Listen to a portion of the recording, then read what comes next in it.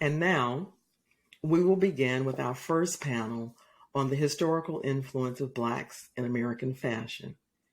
It is moderated by Dr. Diana Baird and Jai, with Elizabeth Way, Dr. Jonathan Michael Square, and Gary Lampley. Thanks for joining us today for our first panel in the conference Fashion Culture Futures African American Ingenuity, Activism, and Storytelling at the National Museum of African American History and Culture. My name is Dr. Diana Beard and Jai. I'm a senior curator and cultural specialist at the Smithsonian Center for Folklife and Cultural Heritage, and the director of the Will to Adorn Initiative, which is an initiative looking at African American style and the aesthetics of identity. So today we are speaking about the historical influences of Blacks in American fashion. I want to introduce our panelist, Jonathan Michael Square, PhD. He's a writer and historian specializing in fashion and visual culture of the African diaspora. He is a professor at Parsons School of Design. He will be speaking about inserting enslaved people into fashion history. Our second panelist is Elizabeth Way, an assistant curator of costume at the museum at the Fashion Institute of Technology, and she is the editor of the book Black Designers in American Fashion. Her topic is African American designers from Elizabeth Keckley to Zelda Wynne Valdez. And Gary Lampley is professor at Fashion Institute of Technology, and he presents us with a timeline of Black fashion and speaks about iconic designers of the 20th through the 21st century. Before we get started, we want to talk a little bit about fashion and aesthetics.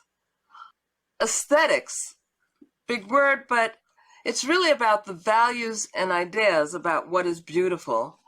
And African Americans have had a large role in shaping American ideas about beauty and introduced new and exciting ideas about what is stylish, what is hip, what is timely, even when this contribution was not acknowledged.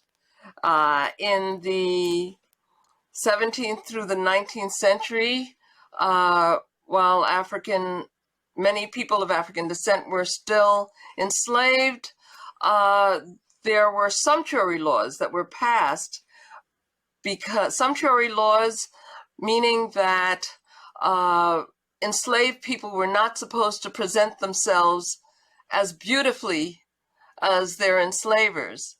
And one of the ways that African Americans have subverted the kind of discrimination against our bodies is by styling out, by presenting ourselves beautifully, innovatively, and it's part of the culture, that will to adorn. So what is an African American style? Where does it come from? And what have African Americans contributed to American fashion?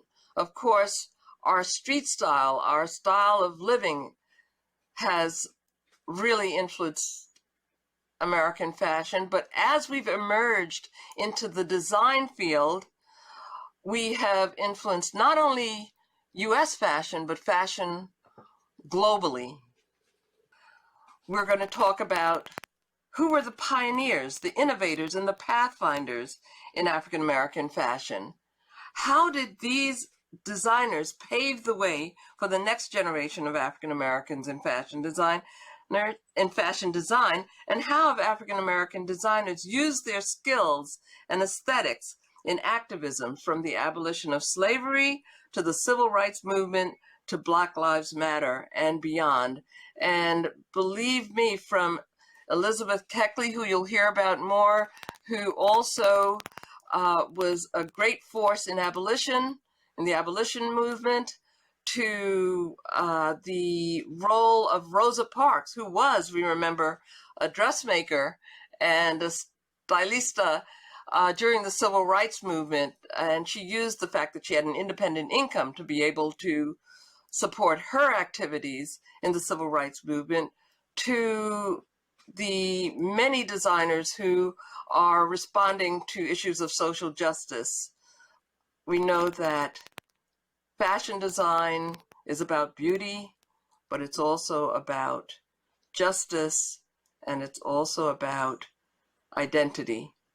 With that, I'm going to introduce again Dr. Jonathan Michael Square, who will talk to us about inserting enslaved people into fashion history.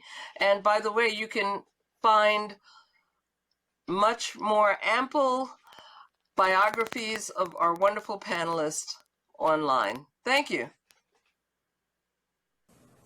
Great. Well, it's a pleasure to be here, and thank you for the introduction, Diane. Today in my talk, I will argue that enslaved people's technical skills and creative ingenuity laid the groundwork for the genesis of the American fashion industry. So when I often talk about my research, the reaction that I get from people is that it's very niche or esoteric, but it's actually not hard to find examples of early Black fashion makers who used their sewing skills as a means of gaining more autonomy in slave societies. Moreover, incorporating enslaved people into fashion history disrupts easy narratives like the gradual progression from one silhouette to the next. So, for example, in traditional fashion histories, you'll see things like Georgian round gowns transitioning to Victorian hoop petticoats, transitioning to Edwardian walking skirts. But if you focus on more diverse actors, it's going to disrupt that sort of teleological progression from one silhouette to the next. So I have an example of that. So this is an excerpt from the WPA narratives. And by the way, the WPA narratives are oral testimonies that were taken of formerly enslaved people in the 1930s during the Great Depression. And they're free and available online. Anyone can access them. This excerpt is from a formerly enslaved woman named Hattie Thompson. It was taken in Whitener, Arkansas. She was 72 at the time. And I'm just going to read this really briefly. When I was a child, patching and darning was stylish. As soon as washing was brung in, the clothes had to be sorted out and every snag place patched nice. Folks had better made clothes and had to take care of them. Clothes don't last no long now. White folks had fine clothes, but they didn't have 9 as many as white folks do now. So what I want us to take away from this excerpt is that, she's talking about the 1860s and 1870s. During that time, the dominant style was Victorian gowns and suiting. Not exactly, a time when patching and darning was the dominant aesthetic. So again, it's considering enslaved people's dress sort of disrupts easy narratives about transition between silhouettes. So the next figure that I want to focus on is a slave woman named Charlotte. Charlotte was one of several seamstresses that worked at Mount Vernon, and her primary responsibility was making and maintaining Martha Washington's wardrobe.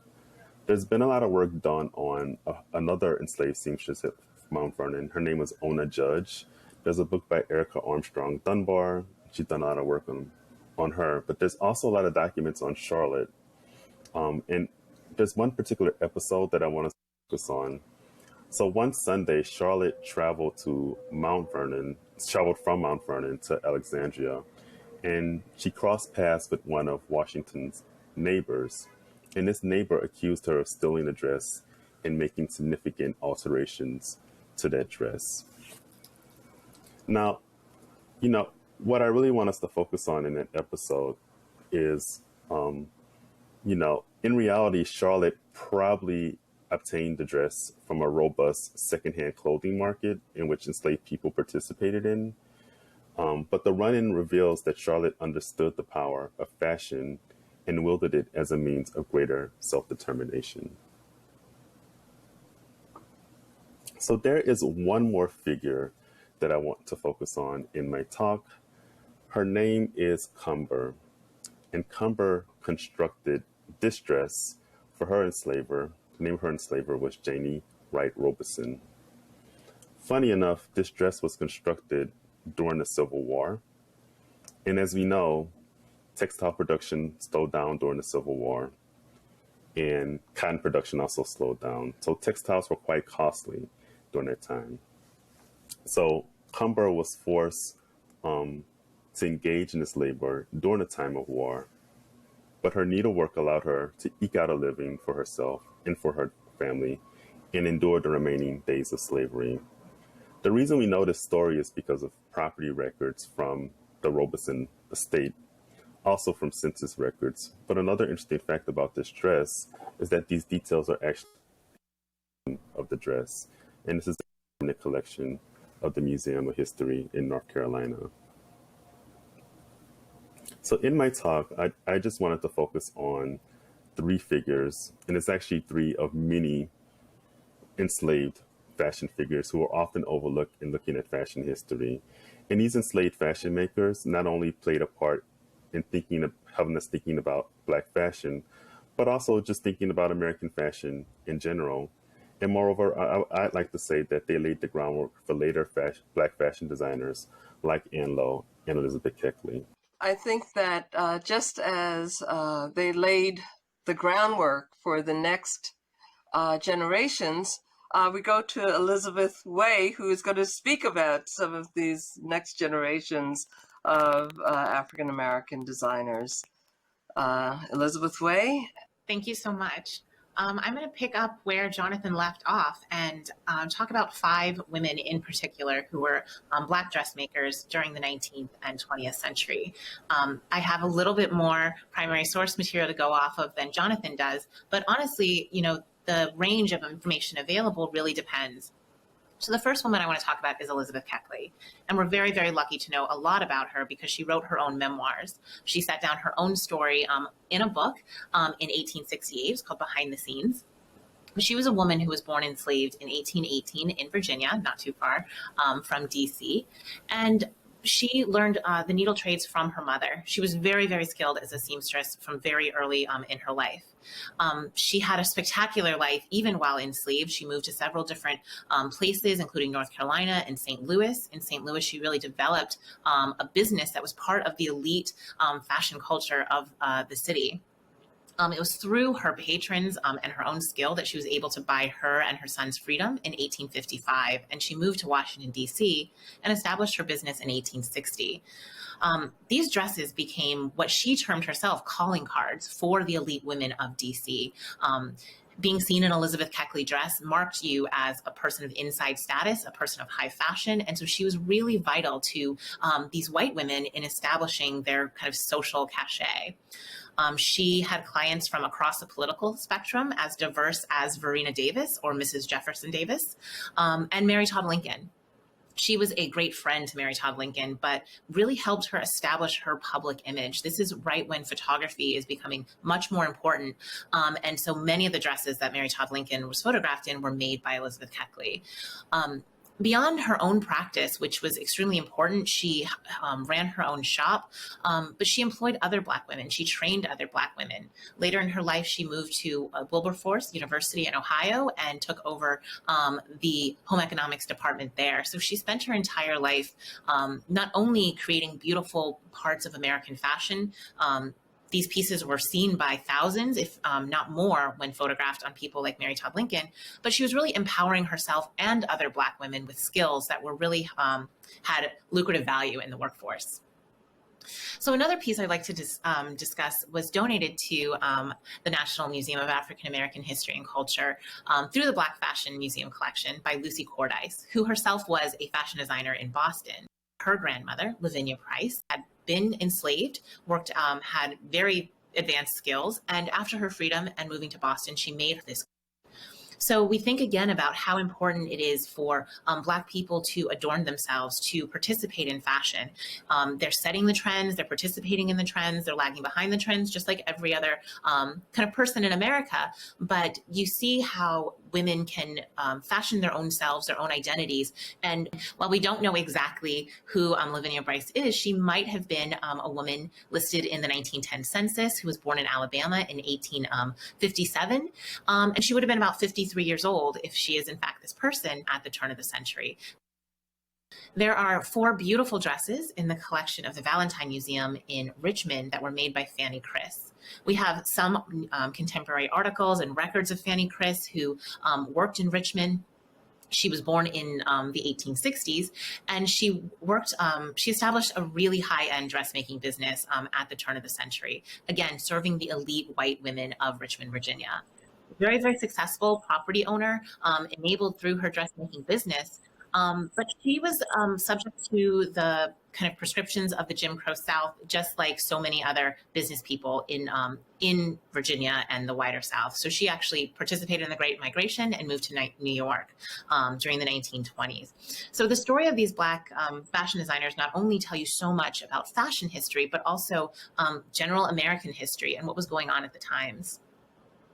Anne Lowe is a woman that we know a little bit more about.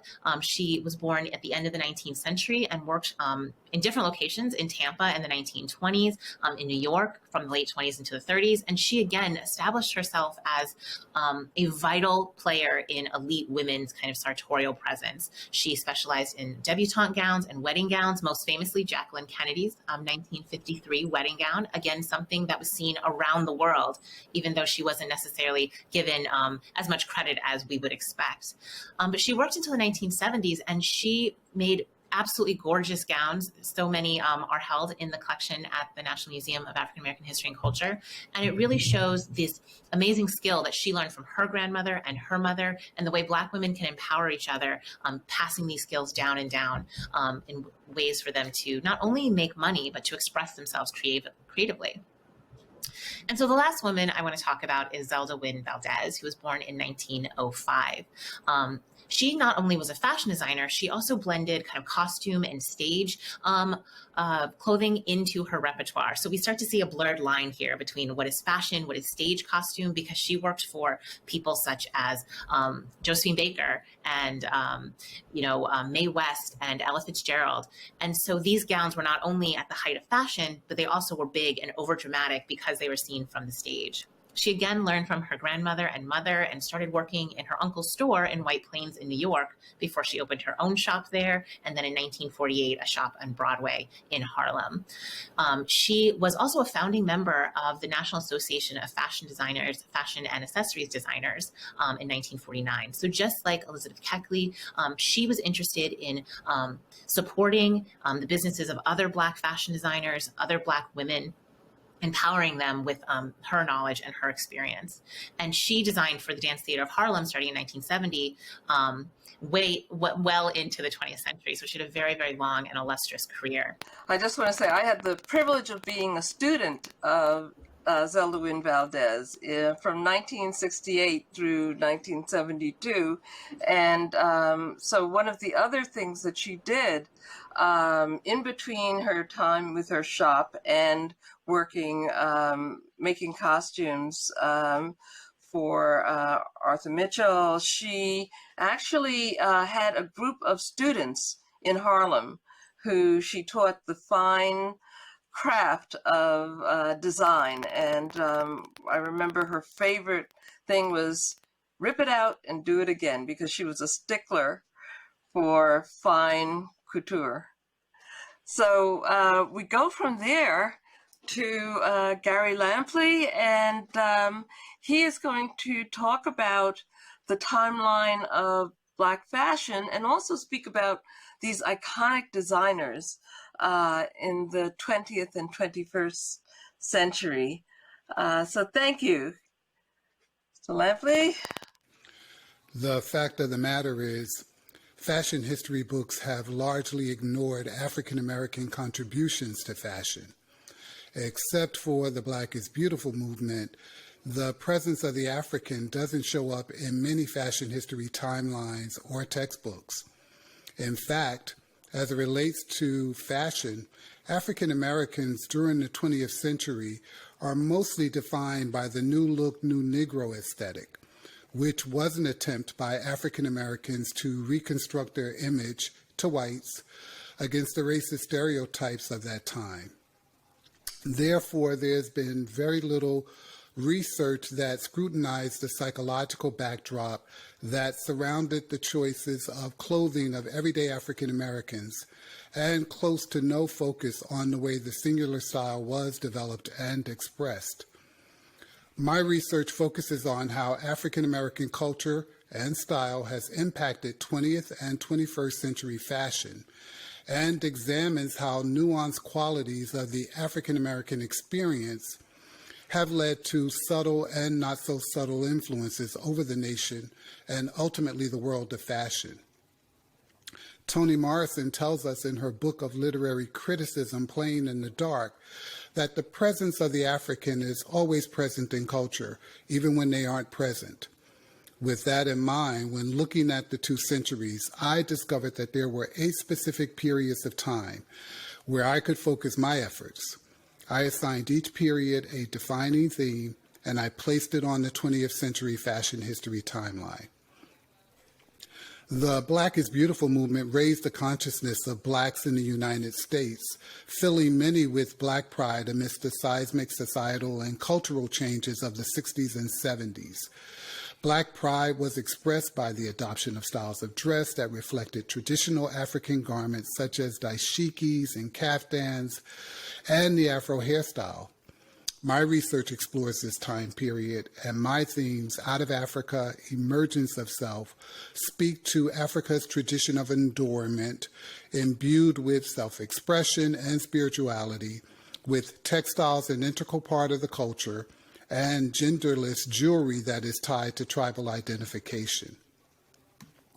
Because of the Black is Beautiful movement, opportunities opened up for African American designers like Stephen Burrows, Willie Smith, John Haggins, Lester Hyatt, and Scott Barry, and many others who capitalized on the progressiveness of the times. Newark, New Jersey native Stephen Burrows is the most celebrated African American designer of all time, and was one of 5 American designers invited to be a part of a collaborative fashion benefit that the United States and France held at the Palace of Versailles, where Burrows and American fashion became an international sensation.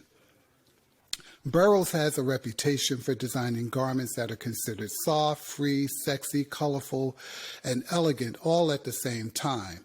But I have come to know that Burrows' sense of fashion, like his sense of everything, is preconditioned by his experience in life as an African American. But it isn't his only experience, since of course we all exist at our own unique intersection in terms of race, class, gender, sexuality, generation, etc., etc. If we gaze closely, we can see how race translated into the design of his clothing. And some of his designs question if something is elegant or rugged, unrefined or sophisticated, rough or smooth. Ultimately, Burrows' designs may have provided him with the means to gaze back at the assumptions placed on him as an African American man and African Americans as a whole in what many perceive to be a racist society. In the 80s, Patrick Kelly set his gaze on what was deemed as negative labels of African Americans. He then reclaimed the labels and turned those stereotypes into high fashion creations on the international stage.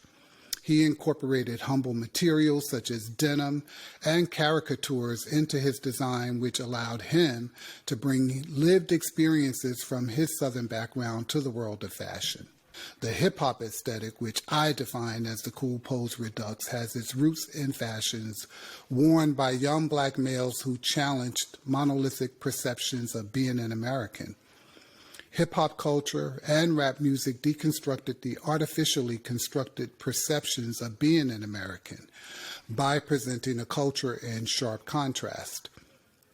In their quest for truth, rap artists decided not to over-romanticize their lyrics about the times, but as the genre grew, they rapped about their aspirations, which included aspiring to pursue the American dream, an aspiration that was systematically not available to all African Americans for many decades.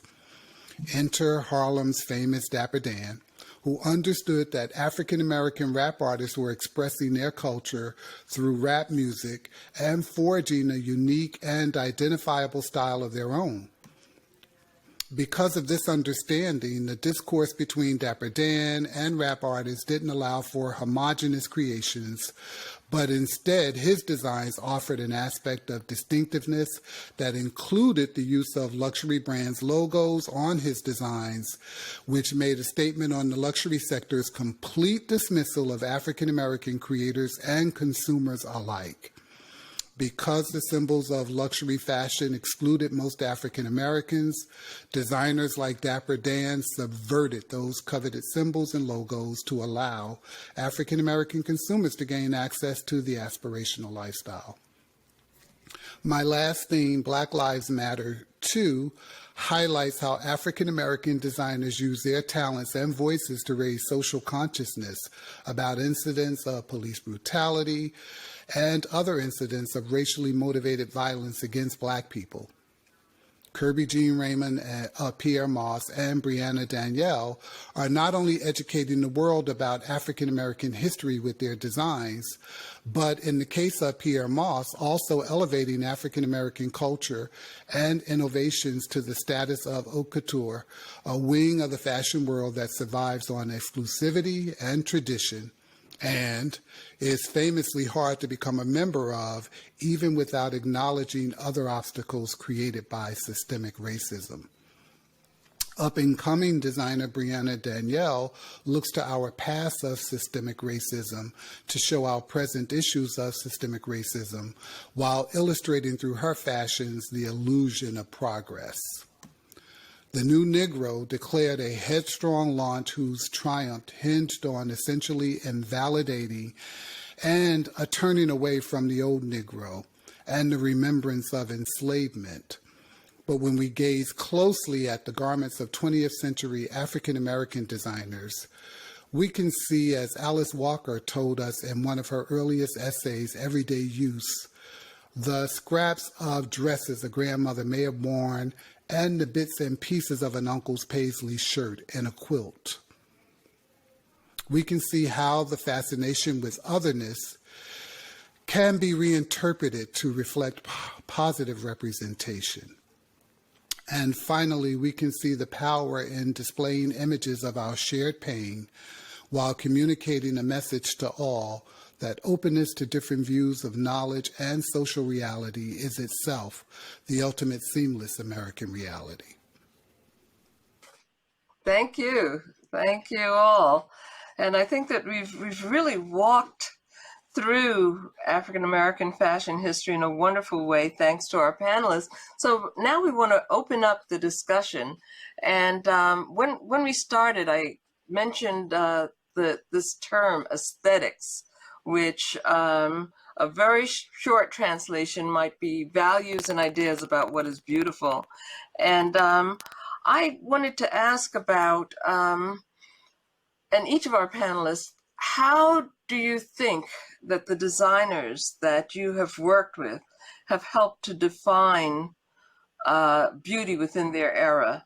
You've all spoken a little bit to that, but I'd be really interested to know, do you think that they've had a specific contribution to defining what is beautiful in fashion? Well, if you think about Elizabeth Keckley or Anne Lowe or Zelda Wynn, these are women whose clothing were worn by elite women and women who were photographed, women who were looked at. So they definitely had a huge impact on American fashion. If you think about Anne Lowe and Jackie Kennedy's wedding dress, how many people saw pictures of that gorgeous gown? You know, she created debutante gowns for women who were slightly less known, but still had a lot of influence in the way their pictures were disseminated. So she had a huge contribution, especially in the 1950s and 60s, with what we think of as this ultra feminine, very sophisticated silhouette.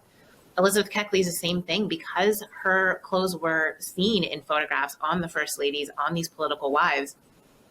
Inadvertently, people across the country and even internationally were looking at pictures of these women and what they were wearing and perhaps copying them, and didn't know that it came from the brain of a brilliant Black designer. That's right. Yeah, and even if we, thank you, and even if we look back further, I'm going to ask you, Jonathan, about did you see or did you read in any of the narratives about some of these issues of African Americans? I noticed in your story about Cumber, and in many of your stories, you talked about how people would look at folks and say, "Oh, you're, in essence, you're dressed too well," or you must have taken that from somebody. So could you elaborate on that a little bit? Absolutely. I feel like the condition of African Americans, or in my case, enslaved people, it all hinges on the visual, on how they look. Um, Absolutely. And I feel like, one of the defining characteristics of African American aesthetics is the ability to make something out of nothing. Enslavement was such harrowing, and despite all that, all these enslaved fashion makers were able to make beautiful clothing and to adorn themselves. So I think, you know, going back to your initial question about beauty, it's all about that and making something beautiful, even under like very sort of oppressive racist conditions. It's so interesting that if you look at the role of media, you mentioned social media playing a big role, that many of African American designers are now really using social media, using video to speak a language, to create art within what they do. Thinking of everything from Rihanna to Beyonce to Pierre Moss, they're all using that. So my first question harkens back to what both Elizabeth and Jonathan were talking about way back at the beginning when, as you mentioned, Liz, these were public figures that were wearing the clothing at the birth of photography. So can you talk a little bit more about how visual culture, and I'd love to ask this of everyone, how visual culture helped to amplify the voices and the recognition of African American design, even though it wasn't being recognized as much as it should be? Well, as I said previously, these women were photographed and these photographs were disseminated, cabinet cards and the such. These were things that were passed around almost in the same way that social media is used now. They were passed around for souvenirs. People bought photographs of famous women. But I also think it's important for women like Keckley and later Lowe is that they themselves were photographed. They were photographed and shown to be stylish. We can assume that they had a hand, if not completely made the clothing that they wore. And they projected themselves as women who were sophisticated, who were stylish, especially Anne Lowe played with a lot of the tropes of what we think of a fashion designer should look like. Very severe in her chic black dresses and her hats. So these women, their clothes weren't just photographed. They weren't just benefited in that way. They harnessed the power of the visual image to market themselves as fashion designers. So Jonathan, would you like to talk about that a little as well, even during enslavement? Yeah, just thinking about your question, I'm thinking about Sojourner Truth and how she sold carte de visite of herself and how she sort of wielded the power of photography to really, one, fight for abolition, but also sort of shape her identity as a public intellectual and abolitionist. The same is true for Frederick Douglass, who, as many of us know, was the most photographed man in the 19th century, more so than any American president in the 19th century. He understood the power of his visual presence and sort of used that to his advantage. And I even think about someone like W.E.B. Du Bois. Like, he was photographed throughout his life. Like, his photographic archive is vast. So all these early civil rights leaders and abolitionists understood the power of fashion and the power of photography and used it as a tool to fight for more freedom and greater self-determination. Well, we have one more question, and I'm going to ask Gary Lampley to start this one out. And this is about the future, that we've talked about the basis and the beginnings of African Americans in fashion. And what's the trajectory? Where do you see the future? If you're following these lines, of fashion history towards the future, what are the themes that have been the through lines, and where do you see them going in the future? And these will be your closing statements. I think the answer to that question is perhaps twofold. First, I would say that as it relates to the consumer aspect of purchasing product, I think that obviously African American consumers are much more concerned with the DNA of a product today and are obviously looking for products that have been designed by people who look like themselves. And so that's good news for the trajectory of any brands that are launching today headed by African Americans. I would also add that with that concern about the DNA of a product, many consumers are also leveraging their buying power by making sure that they vote with their dollars and that they are also placing those dollars with those brands that are headed up by African Americans. And then the second point that I want to touch upon would be the fact that even as we move forward and we are looking for where we are going from this point on, I think that it's really important to look back and to make sure that we have cultural institutions who are telling our story. For the most part, it's been pretty non-existent in this industry. As I mentioned in my presentation, many fashion history books really don't speak much about the contributions of African Americans in fashion. And so we would need cultural institutions to come on board and to help to tell the story so that for future generations, they know that there's been a large and wide presence in this industry and that they are able to perhaps overcome some of the obstacles that were presented previously to African American designers and businesses, and then move forward with launching very successful businesses today.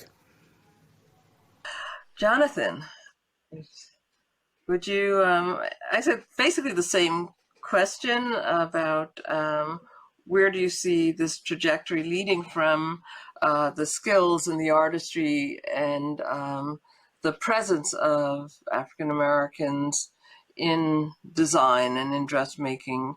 Where do you see that in the 21st century? Yeah, that's a great question. I'm very much a historian, someone who thinks about the 18th and 19th centuries. But I'm also someone who's very much interested in the 21st century and social media. So the same way, as Liz mentioned, Elizabeth Keckley sort of, had images of herself. She was crafting an identity using photography, or same with Frederick Douglass or Sojourner Truth or W.E.B. Du Bois. Present day designers are doing the exact same thing, but they're using different mediums. They're using Instagram, they're using Twitter, they're using their social media followings. And so you can think of an Instagram post as being like a 21st century calling card or carte de visite. So someone like Pierre Moss or Telfar Clemens or Aurora James wield social media in the same way that someone like Sojourner Truth or Frederick Douglass might have used a carte de visite or cabinet card. Thank you. Thank you. And unfortunately, some of the challenges have not gone away. We're still, in some ways, living out the social truths and the social challenges that were available, that were around even then, unfortunately, in looking at our identities and the honor and dignity and respect for people of color. Elizabeth. Well, like Jonathan, I'm a historian and a curator, so I like to focus on the objects that we still have from these great designers and how we can incorporate them into contemporary society through exhibitions, but also through social media. Because one of the things that women like Zelda Wynn, Elizabeth Keckley, and Anne Lowe knew was that they come from a very long lineage of Black fashion. They knew it because, the dressmakers that Jonathan talked about, those were women in their families. And so the more we can spread this history, which everyone on this panel is working so hard to do, the more that current designers know that they are standing on the shoulders of giants, and they have just as much talent, just as much motivation to be a great designer as anyone else, because they do come from a very long, very rich legacy of fashion design that has had an enormous impact, not only on American fashion, but internationally as well. Thank you so much. And it's time that we're coming to a close now, but we want to first of all thank our wonderful panelists, because they've really given us an incredible perspective with which to look at African American fashion. We also want to thank the organizers of the symposium, especially our curator Elaine Nichols, as well as the African American Museum as a whole, the National Museum of African American History and Culture as a whole, for giving us this very special look at the fashion industry and on the role of African Americans in fashion. And with that, I think we'll close out. Thank you. So, as we've heard from these wonderful speakers, we want to now turn to some questions that we have from our audience. And the first one is for Elizabeth Way. And we wanted to ask about whether you can touch on the importance of millinery and haberdashery in the Black community. And I want to remind the audience that this is being recorded and can be enjoyed later. Elizabeth? Millinery it was vastly important to women's fashion in the 18th and 19th century. It's not really until the mid 20th century that we see kind of hats play a lesser role in kind of everyday mainstream fashion. That being said, millinery has continued to be important in the African American community, especially around kind of church going. There's a very, very rich kind of ongoing culture of hat wearing among women, Black women. And so milliners have been really important as fashion designers. And they're women like Mildred Blount and others who had really important hat making shops. Millinery has not only contributed to the visual culture of fashion, but also, just like dressmakers, been means for employment, means for creating wealth, means for training other Black women. So definitely millinery is something very, very important. Not my kind of absolute specialty, but I definitely know that it is such an important part of fashion in the 18th and 19th century and continues to be today. Thank you very much. And so the next question is about the sumptuary laws and how did American sumptuary laws of the 19th century impact the work of Black dressmakers and seamstresses and tailors? I'm going to ask Jonathan Michael Screer to talk to that. Absolutely. I mean, enslaved makers were constantly working up against legal strictures to shaping the way they shape their fashion. So there were a lot of sumptuary laws that were passed in the 18th and 19th centuries that really sort of defined the contours, the way in which Black people were sort of dressing and adorning themselves. The one that jumps out at me, and I've done work on, is a law that was passed in the late 18th century in Louisiana that legislated Black women wearing head coverings. Mm-hmm. And so there are a lot of laws like that were passed throughout the 18th and 19th centuries that really sort of shaped the landscape in which Black people were dressing. Of course, Black people always find ways to sort of rub up against those laws and even break those laws, sort of resistance. I even think about sort of anti-sagging laws that were passed in the 90s and early 2000s, how Black men, the way they wore their pants was legislated, and how the ways in which Black men find ways to sort of navigate those laws. So yeah, Black folks, even from the 18th, 19th, 20th, 21st centuries, are sort of navigating all these different laws to sort of shape the way we can or cannot dress. Thank you. Anyone else? Gary, would you like to elaborate on that? Or Elizabeth? Gary? I think that Jonathan covered that topic really well. We do know that those sumptuary laws did exist, in fact, to prevent perhaps a unique aesthetic display for African Americans, but they did certainly find ways around them, creating something from nothing. That's right. And I'll just add, because we have these sumptuary laws in the books, if the law exists, it means that people were breaking it. And so it really does speak to the creativity and self-expression and how fashion was such an important tool for Black people. Yeah, that's right. And in fact, there's a version of those sumptuary laws that still exists. How many Black men especially have been pulled over because they're dressed too well or because they have a fancy car or so on, and the assumption is that they didn't get that legally, so and as well as the Army and in many places there's a lot of regulations about how women are going to wear their hair at the workplace, so these things are not historical in that sense. So the other thing I have, this is a question for, all of you again. What are some of the good resources for finding information about early Black dressmakers, tailors, and seamstresses, besides those that we've mentioned here, of course? I will make a short plug for my own book, Black Designers in American Fashion, because Jonathan Michael Square and Katie Knowles both wrote excellent chapters that go over their own research that focuses on the 18th and 19th century. So not only are both of those chapters really, really excellent sources, but looking at their biographies will give you a lot of really amazing information.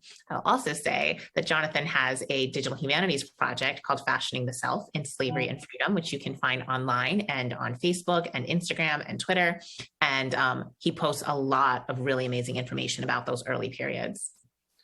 Oh, great. And actually there's a follow-up question. Can you, actually this is a follow-up question to actually Gary about where can your timeline be found? It's a work in progress. Obviously, we are taking a look at what the historical timeline looks like and trying to certainly insert the presence of the African into that timeline and updating that timeline and the information that's in it so that people are certainly aware that we have had a major influence on fashion as a whole. So it's not available specifically anywhere. But there have been articles written about specific periods during the 20th and 21st century that relate to some of the topics that I list on my timeline. Thank you. So it's a work in progress. Correct. Great. Diane, can I actually go back to the previous question about resources? Yes, please. And thank you, Liz, for that plug. But there's so many great resources that are out there that are really untapped. I would say runaway slave ads have a lot of interesting information in it that people really don't consider. Slave narratives, like narratives written by enslaved people, are really helpful. There are a lot of travelers' accounts and newspaper articles. I'm speaking specifically about the 18th and 19th centuries. In the case of the 19th century, there's also photography and drawings that were published in books and newspapers. That's right. And with photography, those of us who are privileged enough to have some old photographs from our families, we ought to look at those, because that was a major way of within the family documenting the style, and so don't throw them out and digitize them and make sure that they're available. So we actually had a question again about specific examples of how enslaved Africans circumvented being forbidden to outdress their owners. This is back with the sumptuary laws again. Yeah, I mean that question is related to the first question about sumptuary laws. I mean, Yeah. there were laws that were passed that sort of said that enslaved people had to wear particular textiles, that they weren't allowed to wear like fine textiles. They had to wear what's often referred to as Negro cloth, which was like shoddily made textiles specifically for enslaved people. Also, I mean, there was social policing. So if it wasn't passed, legally through legal structures, then it was people were policed socially. Like the example that I gave in my presentation about George Washington's neighbor seeing an enslaved woman in a dress and assuming that she didn't get it legally, that she stole it. So there was also sort of social policing that happened as well. So there were a number of ways in which enslaved people's dress was policed. Yeah, thank you. Thank you. So one more question. This is again for Elizabeth. And how important is language and slang in particular in fashion? And in Black Designers in American Fashion, you discuss race work. Can you expound? So Race Work is a chapter that was written by Eric Donald Pritchard, who I know is speaking later today. So that might be a great question to ask him specifically. But when we think about how we term the work of Black designers and how Black designers harness language to tell their own stories, like language is a huge part of not just Black fashion, but of kind of telling the story of Black lives. For example, Elizabeth Keckley wrote a memoir. And it's very, very well written. It's available online. It's called Behind the Scenes. And she is eloquent. She tells a really straightforward and easy to follow story. That's not always the case with 19th century writing. But also we think about how we label fashion design. Kirby Jean Ramond of Pierre Moss has talked about how his label is very often called a streetwear brand. And he does not produce streetwear. He produces high-end American sportswear. And in one very poignant article with Robin Gavon at the Washington Post, he said, what is being labeled street? Is it my clothes or is it me? And so I think we do have to be careful and conscientious and intentional when we think about language that we use to describe the work of Black designers, but it's also a tool for them to tell their own stories. That's a great answer. Thank you. And I have another question about Jonathan, can you speak a little bit more about how places like Brooks Brothers have benefited financially from outfitting the enslaved population? That's, and I didn't know that Brooks Brothers went back so far, but I guess.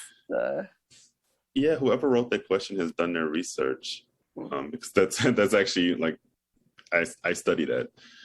Brooks Brothers was founded in 1818, and they had a very wide business model. Of course, they provided suiting for elite men in the Northeast, elite white men in the Northeast, but they also had a livery department that created, uniforms for domestics. And considering that it was formed in 1818, many of those domestics were enslaved.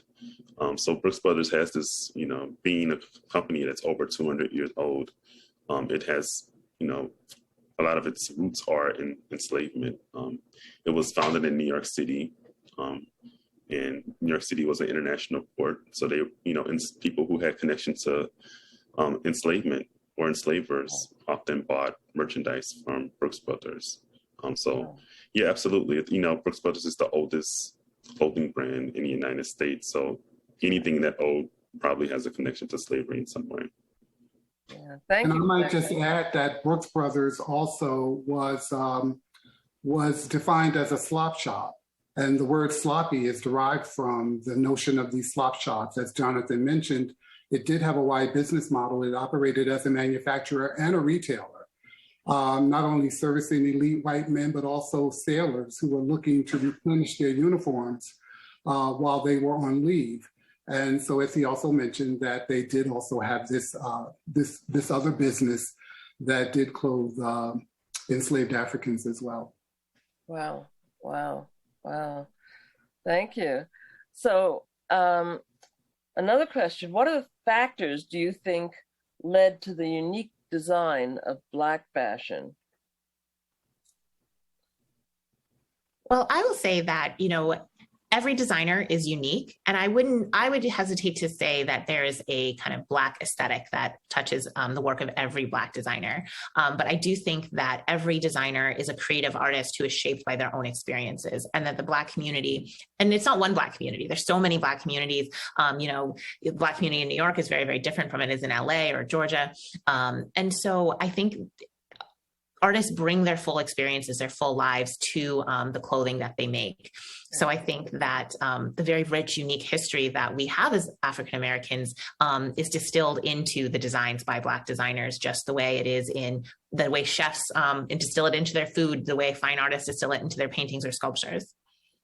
That's right. That's right. Actually, in the research that we've been doing at the Smithsonian on the Will to Adorn, which is on African American narratives, the idea of a Black aesthetic is not that there's one aesthetic, but that these aesthetics are related to the idea of freedom and self-expression, and are very much like the visual version of the way that Black oratory or music or so on, and the way that there's so many wonderful ways that we express ourselves and our individuality, but as a whole, as a community. So we have another question, which is for Gary. And how do you think Black mainstream designers have co-opted African American culture and style? That's a good one. Well, we certainly have seen examples of it on both sides of the Atlantic, where we've seen designers who have appropriated Harlem Cool, who have certainly taken a look and reinterpreted hip hop, who have also offered up Sunday Best, who have perhaps looked at Hollywood starlets, Black Hollywood starlets, and co-opted those looks as well too. And we've seen that in the collections from designers like Chanel and Jean Paul Gaultier and John Galliano for Dior, Isaac Mizrahi, several, Ralph Lauren even mined the African aesthetic with a collection in 1997 that featured looks from Africa. So certainly, mainstream designers are looking at our culture and obviously being greatly inspired by it. That's right. That's right.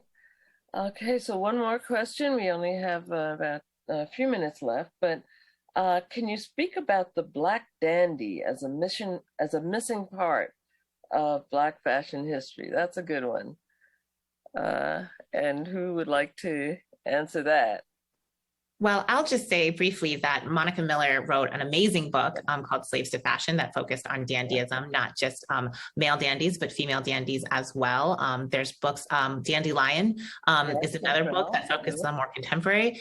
So I'm certainly not an expert on dandyism, but there is some really amazing scholars doing some work on it. Yeah, yeah. And I think that Black dandyism also is a part of the performance culture of African-American style, African-American fashion, which is really important. One of the things that we realize is that, every church, every community has its fashion show. And whether it be an informal fashion show or whether it be actually a fashion show, which is sort of like a visual concert. And you see it, interestingly, across the spectrum of geography and culture and gender and all sorts of ways. So that's a really interesting thing to look at. So I think that is, these are some of the questions that we have here. I want to ask if any of our panelists in our last minute has a question to ask of one of the other panelists.